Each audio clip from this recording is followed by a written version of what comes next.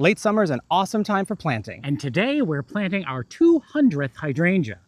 Welcome to our garden here in Zone 6A, upstate New York. And today is a super exciting day because we are planting our 200th hydrangea in the garden. And it's gonna be Let's Dance Skyview. And it's going right behind us where this Walker's Low Catmint hedge is. And we love Walker's Low Catmint.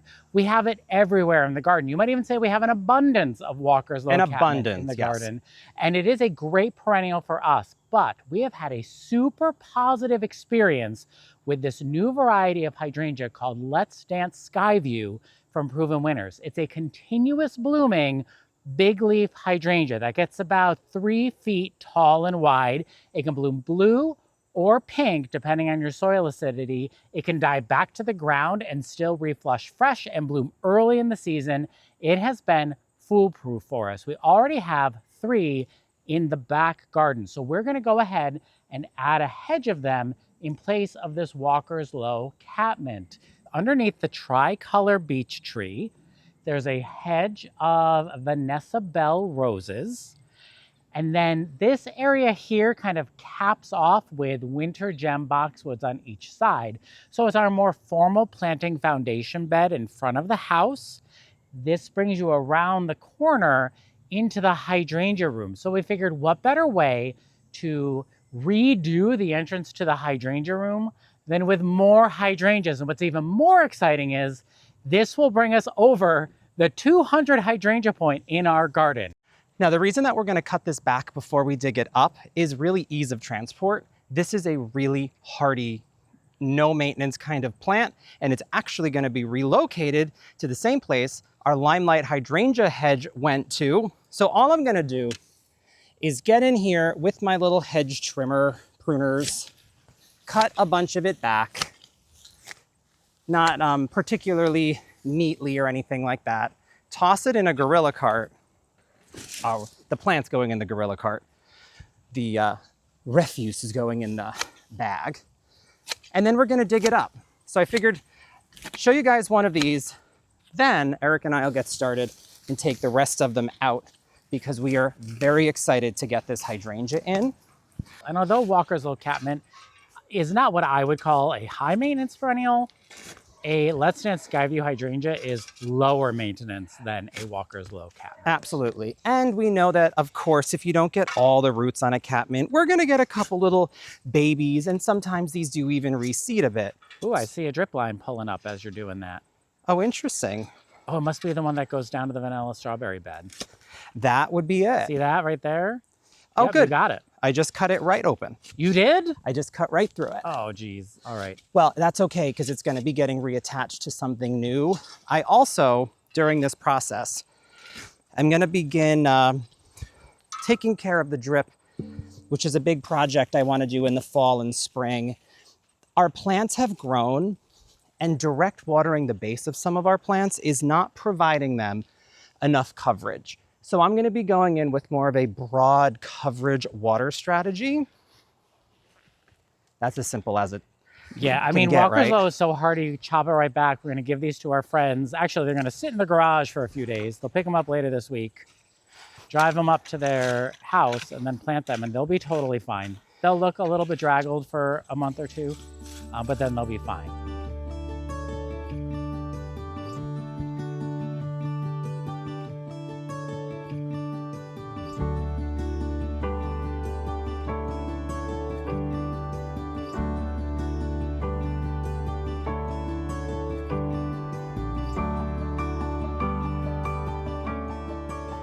Well, this is a very different looking space, Eric.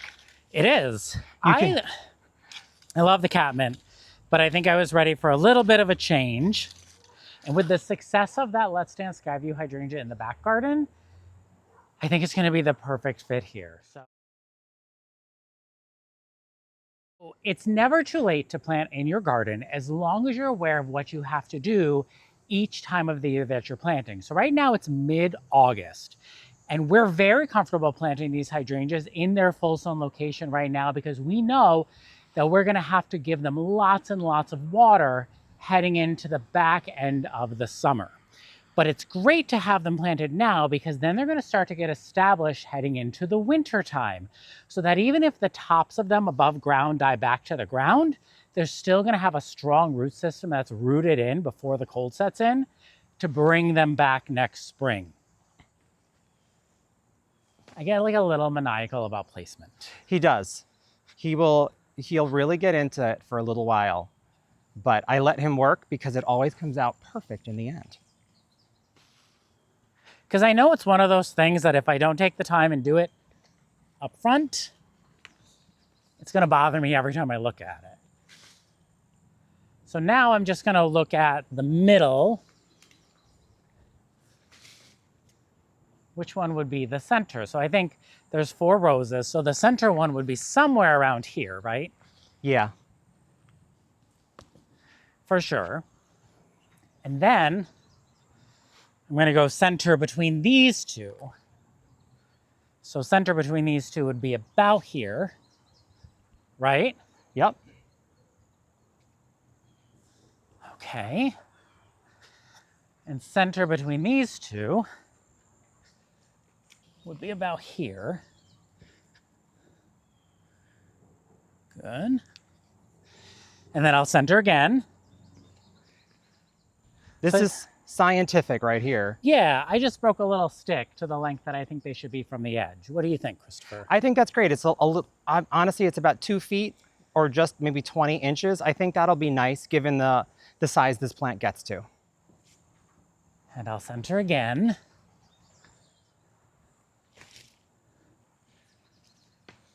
That will leave us with 1 extra. But it will mean 200. But we will still hit 200. How does that look? That looks much better than it did with 10. I'll tell you that. I think it's certainly 9. But look at it from this angle. How do we feel about this little gappy gap?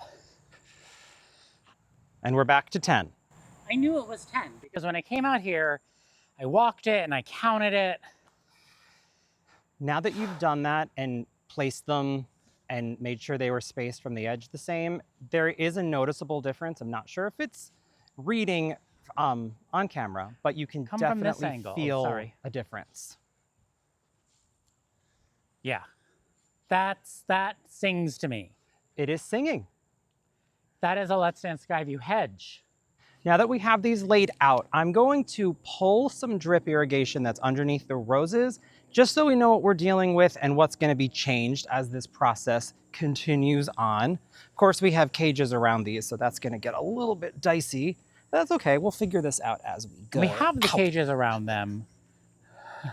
First thing I do, stab. We have the cages around them to protect them from rabbits in the winter time, because last winter we didn't have the black chicken wire cages around them and the rabbits decimated these poor little roses. Okay, so here's one of the reasons these roses have not thrived so much.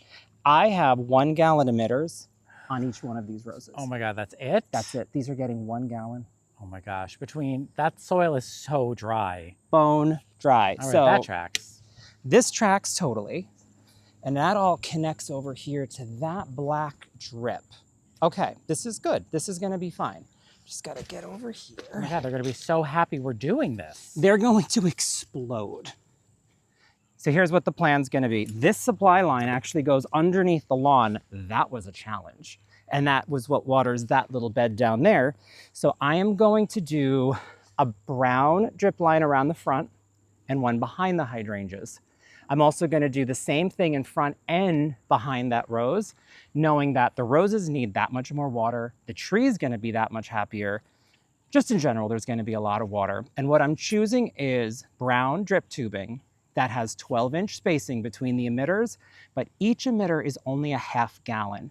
I've seen them where it's a full gallon, and that I think would be almost too much water. But if it's evenly distributed, half gallon an hour, it's going to be the perfect amount of water to keep all of this area happy and saturated. Especially because hydrangeas are very shallow rooted, so their roots will grow out and superficially. So they will love having that drip every 12 inches. Very happy. We're under the tricolor beach, and you can see there's a little network of drip already in here that is brown, which is that distribution line. that, of course, we're going to be using to get everything where we need it. Wow, this was a little bit haphazard when we put this together.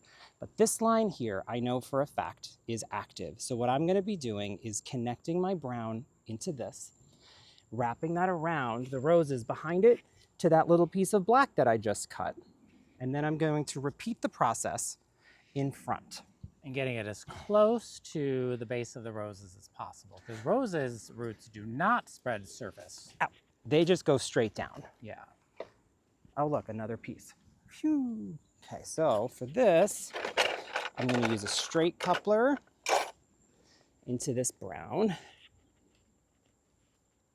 guess that's one good thing about there being kind of a web of drip back here is it'll be easy to find places to tee off of. A little of that. Get that as close to the rose as possible. We don't necessarily have to bury it because we're going to do a whole fresh layer of compost on this corner. I do love these tiny plastic tubs. I think these were from Costco, actually. They're so convenient for this purpose.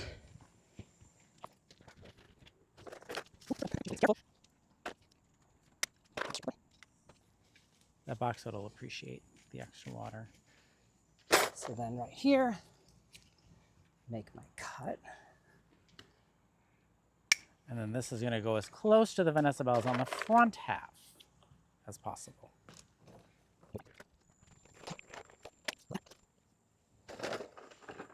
In our planting holes for the Let's Dance Skyview, we're going to be adding a few amendments. The first one is an all-organic, wonderful product from Coast of Maine called Penobscot Blend Planting Mix.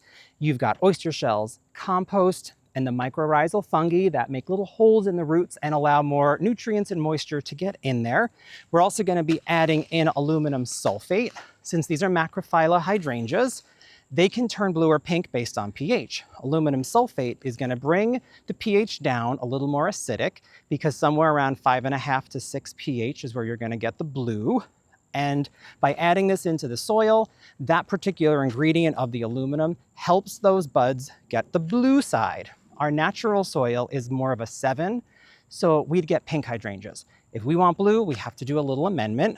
When I did my calculations here, 2 bags of the Penobscot mix mixed with about 1.5 pounds of this particular aluminum sulfate, just from Amazon, I can link that below, is what's going to be the appropriate amount. And even though we might not change the soil now, it's something you have to continually do to keep the pH where you want it. Eric already had opened 1 bag of the Penobscot blend. Look at how rich and delicious this is. It is beautiful. Got the smell test, lovely. And fragrance free, which fragrance free. Any soil amendment that you can use that does not smell terrible is a soil amendment I'm a fan of. Well, this will make it easy to distribute. I'm wondering if it's going to be easy to distribute the aluminum sulfate through this, or should we dump this in the planting hole? Oh, I don't know. See if it mixes in easily. If it doesn't, then we'll do it in the planting hole. I worry about it. I have no reason to worry. I think it's mixing in nicely. I think it's mixing in nicely. Kind of looks like snow, like fake snow. Oh, yeah. So this will be good. It'll be in the soil, and that mineral will help with our bluification. We're gonna start down on this end with the very first Let's Dance Skyview Hydrangea. Now here's what I like to do to make sure spacing stays correct after I move the can out of the way. I like to just kind of give it a little shimmy shimmy. It is a Let's Dance, so you make it dance. That's true. I'm gonna do a little shimmy shimmy so I can pull it out of the way, and then I see exactly where I wanna dig. So what I'm gonna do is start digging and planting. Christopher's gonna work ahead of me and start cutting off these tags because they're easier to get off before you get them in the ground. What I'm going to do after I dig the hole is make sure, oh, look at how well watered these are. That's beautiful. Is make sure that this level here is even with the ground.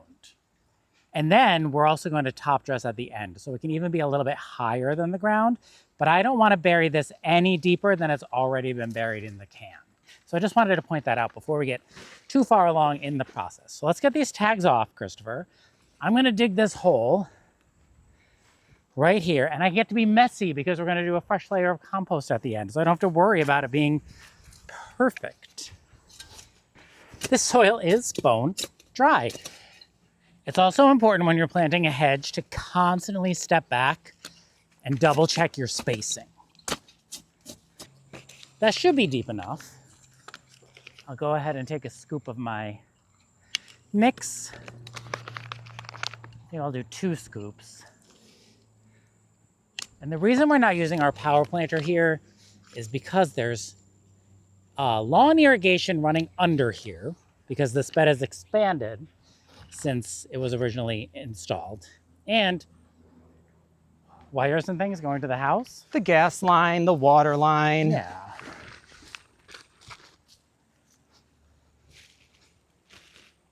So see, we're kind of right at soil level. Once I brush away this rice husk. And then I can go ahead and backfill. And you can see that as I press down firmly to illuminate air holes, I still have a little more to cover up. But that was the perfect depth for this shrub, especially as we top dress with compost at the end of this project.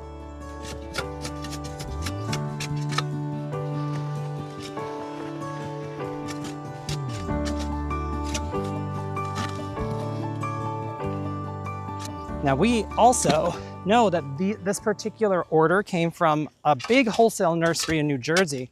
A big grower. Big grower. Yeah, there's a difference, actually, which is a very interesting difference that we won't get into today. But yeah, but the Overdivest is the name of it. They're down in New Jersey, and we have seen their YouTube channel, and they showed the hoop houses where they keep this particular hydrangea. So we may have already seen these on TV. On their YouTube. Okay, so let's put some drip on these. I'm gonna make it nice and easy on myself. I'm just gonna tie in with teas as opposed to trying to reinvent the wheel and change this whole situation. We do 2 teas? I'm gonna do 2 teas. All right. I find that putting your newest one on the tee sometimes is easier. It gives you a better grip. Get in here. Oh, putting drip on in the heat of the sun is the only time I like doing something better in the heat of the sun because it is so flexible. Makes it soft. So soft. Looking fresh, even without compost. I know. That's when you know you're doing the right thing in the garden. Even before you top dress it, it's already looking correct. Now, could we have done this with 5 hydrangeas? Yes. Yeah. Could we have done it with 7? Yes. Do we want to do it that way? No. No. Because that's not how we roll.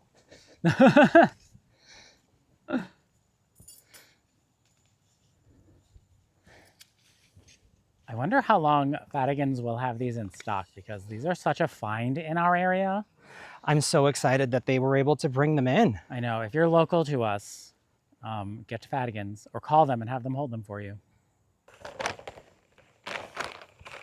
It's great to buy those big rolls, but they are hard to unwind. You kind of gotta, I need to take lessons from a professional hula hooper. Because I feel like... I bet there's a YouTube video for that. Good thinking. Can you tap that down over there so it's laying flat, please? There we go. Do a little staple right there. Now these you want to staple as close to the base of the hydrangea as possible because of gravity and it being on a slope. So don't be afraid to get these up and under. All right, I can do that. Plus, since they're on a slope, as the plants get bigger, it'll be okay. The water will still get to their lovely roots. Yep. Worst case scenario, next season, we just move the drip out 2 inches. Yeah, that's you know what I mean? But for now, it should definitely be close to the base. And all I'm gonna do is that same T and connector right underneath this boxwood. Oh, success. Probably good to be in that shade. It is. Also, that's the air conditioner turning on the inside of the house. I really wish there was an outside air conditioner. Oh, Eric, you could wear your neck fan. I could be wearing my neck fan right now. I should get it while you're doing that.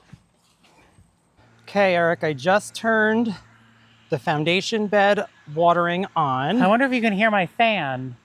It just feels like in this heat that somebody's blowing hot breath on me, so I might just take it off. Oh yeah, look at it. Isn't that funny? Does it just feel like hot breath? It feels like someone's going all over my neck. Yuck. So maybe that's not the way that you want to feel. yeah, I don't think it's working for me. But it was a nice thought. Interesting. That's okay. I think we could probably return it. We'll hear it. But I see it. Where do you see it? Up by a rose. All that drip up there.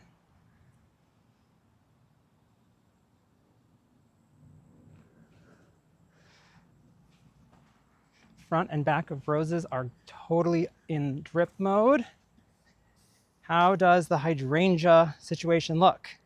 Looks good, except I want this emitter closer. Oh, I'm gonna do it this way. That way it's not gonna kink it if I go like that. There you go. Yep, I see drip on the front side. And I see drip on the back side. So we have successfully run 4 rows of brown drip and connected it to the vanilla strawberry bed over there. Some debris. Oh man. Now we're gonna use compost to mulch. I think if we do 1, 2, 3 in the back. Okay. Since we didn't have time to have bulk compost brought in, we're using Quaddy Blend compost with lobster and crab from Coast of Maine. This looks like black gold. Okay, let me just spread this first before you dump any more. Okay, I like to spread mulch by hand because I feel like you get a better coverage, right? Yeah.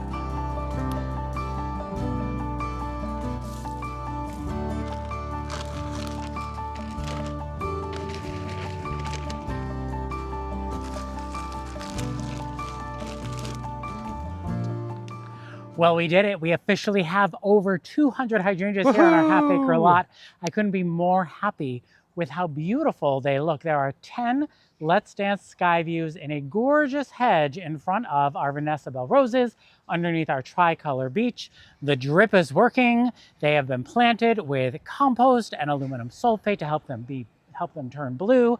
Now it is hot, but that doesn't mean that we can't plant. And I would say that if these were covered in flowers, we're gonna monitor them over the next few days, see how they do with these blooms.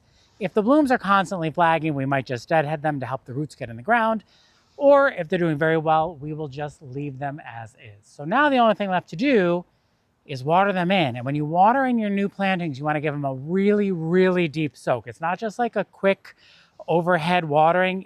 This is gonna take like a good 15 minutes, do you know what I mean? To just water them in and really soak. And not just that, but also when you do it after mulching, you don't want to wash your mulch away. Yeah, so you want to go light and easy. I'm just going to pull this out. Whoops. Just watching the drip on the Vanessa Bell roses gives me a sense that we are going to have a completely different rose experience for the rest of the season, but also next year, they're gonna be tremendous. So to prevent the mulch from washing away, I'm just gonna give a quick wet down. And after the quick wet down, I'll start really soaking it in. So let's get this whole new bed watered in, get the planting holes settled, because even though the drip is on, that doesn't mean that it's creating enough water flow to get air pockets out of the roots and everything. I did also notice the ground is so dry that the drip water was literally just rolling down the surface and not even getting in yet. I know. I honestly can't believe how well these hydrangeas held up through this heat because it is late afternoon now. I agree. They're looking very well considering they've just been planted. Well, we're gonna get these watered in. And if you'd like to see more of how we keep our hydrangeas blue, check out this video on the screen. Again, I'm Eric. And I'm Christopher. And we're Grow For Me Gardening. Thanks for growing with us.